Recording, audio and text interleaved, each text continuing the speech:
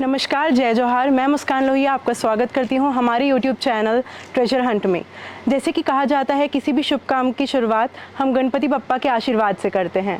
तो हमारे चैनल की शुरुआत करने और आपको कई प्रकार की अलग अलग मूर्तियां दिखाने हम आपको ले आए हैं छत्तीसगढ़ के दुर्ग जिले के थनौद गाँव में। तो आइए चलते हैं छत्तीसगढ़ के सुप्रसिद्ध एवं थनौद गाँव के निवासी मूर्तिकार राधे श्याम जी के आर्ट गैलरी में।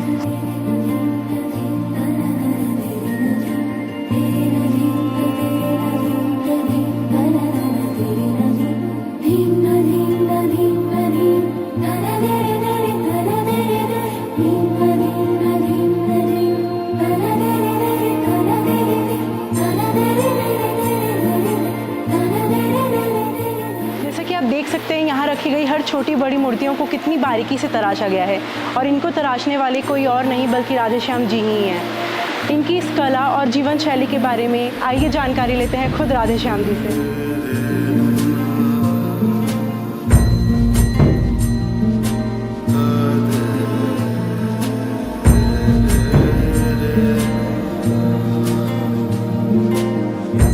अभी तक ना मेरी लाइफ में सिर्फ 6 साल ख़राब हुआ है मेरा।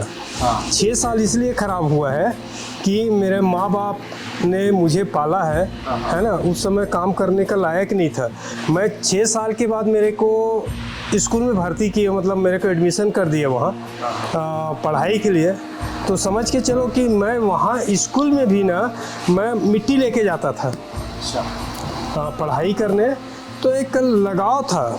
तो समझ के चलो कि मेरा 6 साल ख़राब हुआ है। 2 प्रकार का पढ़ाई हुआ है मेरा, स्कूल का पढ़ाई, मेरा मूर्ति का पढ़ाई। लेकिन वहाँ तो जो स्कूल का पढ़ाई वाला शिक्षक था, मूर्ति का पढ़ाई वाला शिक्षक नहीं था। लेकिन मैं अपना शिक्षक स्कूल में उसको मान लिया जो चित्र था उसको शिक्षक मान लिया मैं अपनी मूर्ति का। क्योंकि मेरे को क ख ग पढ़ाता था, ये नहीं पढ़ाता था कि मूर्ति के बारे में, कि मूर्ति ऐसा बनाया जाता है, कि चित्र ऐसा बनाया जाता है, उनके बारे में कुछ नहीं पढ़ाता था। लेकिन मैं अपने आप से लगता है मुझे, मतलब पहले से ही बचपन से गॉड गिफ्ट था, है ना। तो मुझे ऐसा लगा कि इसका गुरु तो यहाँ नहीं है, गुरु सिर्फ क ख ग पढ़ाने वाला है, लेकिन मूर्ति का, पेंटिंग का, चित्र का गुरु नहीं है। तो मैंने उसको गुरु मान लिया, जो चित्र था ना उसी गुरु मान लिया। और उसको देख देख के जैसे कि मैं एक गरीब परिवार के घर, कहा जाए मेरा जन्म सन 74 का है। जो गरीबी झेल रहे थे उस समय, पूरे हमारे देश में गरीबी का स्थिर था, है ना। वो दौर में चल रहा था कि गरीबी का अनाज नहीं होता था। उस समय का मेरा जन्म था। तो ले दे के मैंने 6 साल का हुआ स्कूल गया ना, तो पढ़ाई करने के लिए, लिखने के लिए ना मेरे पास पेन था, लिखाई करने के लिए ना तो कलम था। तो एक कलाकार के, मतलब अपने आप को तो बचपन से ही कलाकार समझ लिया था मैं अपने मन से। तो वो मिट्टी निकालता था, तो केकड़ा बनाता था, मेढक बनाता था, मछली बनाता था उसी मिट्टी से, और कागज से, मतलब कुछ भी ऐसा पेंटिंग करता था, कुछ भी करता था, है ना। तो उसको मैं अपने, जैसे कि हमारे यहाँ बड़ा बड़ा दाऊ है, मंडल है ना, उनके बच्चे लोग भी स्कूल में जाते थे। तो उन बच्चों के पास में, मतलब ना मैं बेच दिया करता था मूर्ति, मतलब वही चिड़िया बनाता था, भावरा बनाता था, बाटी बनाता था मिट्टी से, उसको बेच दिया करते थे। और बेचने के बाद ना फिर उसी पैसा से मैं वो स्याही खरीदता था। उस समय तो रिफिल था ही नहीं, निब जीब वाला था, तो स्याही खरीदता था, उसी से मैं कलम खरीदता था और पढ़ाई मतलब थोड़ा सा मतलब कर लिया इसी के माध्यम। जैसे पिताजी भी आपके यही, मेरा पिताजी ना वो बहुत बड़ा, मतलब वो था धार्मिक, मतलब महाभारत का ज्ञानी था, महाभारत गाते थे, है ना, और रामायणिक था। और दूसरी बात, वो घड़ा हंडी बनाते थे।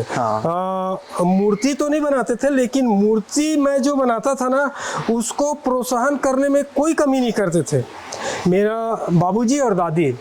मैं अगर कुछ भी बनाता था ना, एक आँख छोटा रहता था, एक आँख बड़ा, तो बोलते थे बड़ा सुंदर है, दोनों आँख ठीक है। तो उससे मेरे ज्ञान हो जाता था कि दोनों आँख ठीक है। तो उससे ज्ञान हो जाता था कि एक आँख छोटा है, एक आँख बड़ा है।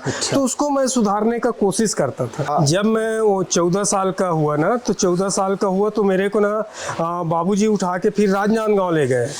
तो राजनांदगांव में ना मैं 5 साल मूर्ति बनाया। फिर वहाँ नवरत्न मंडल, लघु मंडल, युवा मंडल, मंडल, बाल समाज, इनका मूर्ति बनाया। और उन लोग कहाँ से मूर्ति लाते थे? पूना, बॉम्बे, नागपुर, कलकत्ता, यहाँ से मूर्ति लाया करते थे। लेकिन मैं उतने बड़े सिटी में एक अकेला महसूस करता था। तो मेरे को फिर एक दोस्त मिला, नंदू भूतड़ा नाम का। हाँ। फिर उसने समर्थन किया, मेरा सपोर्ट किया कि एक एक चीज़ का ध्यान रखता था वो, पेंटिंग से लेकर मूर्ति, मूर्ति से लेकर मतलब ऑर्डर दिलाने का। मतलब एक ऐसा था, दोनों अनजान था, पता नहीं बप्पा जी ने भेजा, गणेश जी ने भेजा, उसने मेरे को अपना मित्र बना लिया और मैं उनको बड़ा भाई समझता था और वो मुझको छोटा भाई, और आज भी रिश्ता कायम है। पिताजी ना हंडी बनाते थे, समझ के चलो, वो मिट्टी का डॉक्टर था। हाँ। मतलब किस मिट्टी को कितने दिन तक सड़ाएंगे तो मिट्टी में क्रैक नहीं आएगा, किस मिट्टी को अगर हम कितने दिन रखेंगे तो मिट्टी कलर में मतलब परिवर्तन हो जाएगा। हाँ। मिट्टी को कलर बना देते थे वो, है ना। तो वो डॉक्टर था एक, मतलब उसको बहुत ज्ञान था किस मिट्टी से अपने को कवेली बनाना है, किस मिट्टी से घड़ा बनाना है, किस मिट्टी से पौड़ बनाना है, किस मिट्टी से गल्ला बनाना है, उनका बहुत बड़ा ज्ञान था उसको। अच्छा। तो मेरे को ना मूर्ति बनाने के अपेक्षा उसने मिट्टी का भी बहुत मतलब ज्ञान दिया। और दूसरी बात है कि धर्म का भी मुझे ज्ञान दिया, हिंदू धर्म का, क्योंकि वो ज्ञानी था, रामायणिक था, महाभारत गाने वाला था। हाँ। तो इस चीज़ का मुझे मतलब वो ज्ञान दिया, तो उससे मेरे मन के अंदर भाव भक्ति जगा और मूर्ति को एक अच्छे आत्मा, अच्छे दिल से बनाने का मतलब जिज्ञासा हुआ। मेरे अंदर से आवाज़ आया करता था कि एक ध्यान से और अच्छी मूर्ति बनाना है। दूसरी बात, जब मैं मूर्ति नहीं सीखा था ना बनाना, तब अपने आप को मूर्तिकार समझता था। लेकिन पूरा मूर्ति बनाने सीख गया तो मेरे को ऐसा लगता है मैं मूर्तिकार नहीं हूँ, मैं एक सेवक और मजदूर हूँ, ऐसा लगता है मेरे को।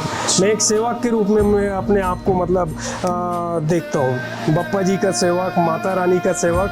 और मैं ये चाहता हूँ कि मैं उस मूर्ति को बनाऊँ, हालांकि मैं जितना भी प्रसार हूँ, कुछ भी हूँ, हंसकर बनाता हूँ। और मैं अगर एक बार मुस्कुरा देता है मेरा कस्टमर, मेरे देखने वाला, मूर्ति का चाहने वाला, तो मुझे ऐसा लगता है कि नहीं, मैं सफल हो गया हूँ ऐसे करके। अगर किसी को ऐसा लगता है कि नहीं यार अच्छा नहीं बना है, तो मैं बहुत निराश हो जाता हूँ, उस दिन खाना नहीं खाता हूँ, भोजन नहीं करता हूँ। अच्छा। मैं साल में कम से कम मतलब 250 मूर्ति बना लेता हूँ। एक साल में 250 मूर्ति? एक साल में 250 मूर्ति का डिलीवरी कर लेता हूँ, दे देता हूँ। पहले तो मैं बनाता था लोकल, दुर्ग है, भिलाई है, राजनांदगांव है ना। ऐसा करते करते पूरा मतलब जैसे अपने पड़ोसी जो ये राज्य है ना, वहाँ पूरा मूर्ति मतलब जा रहा है।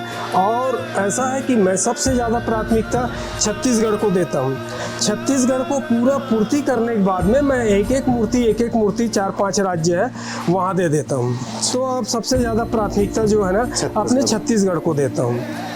आप लोग का मतलब ये जो प्यार है, मोहब्बत है, जो मुझे इस मुकाम पर लाकर खड़े करने का, जो कस्टमर लोग मेरे मूर्ति को कभी ये नहीं कहा कि अरे यार मज़ा नहीं है, कि पसंद नहीं है, तो ये मेरे लिए और ज़्यादा मतलब वो एनर्जी और ताकत बना कि लोग मेरे मूर्ति को इतना पसंद करता है, तो मेरे को और बढ़ चढ़ कर हिस्सा लेना चाहिए और अच्छा बनाना चाहिए सर।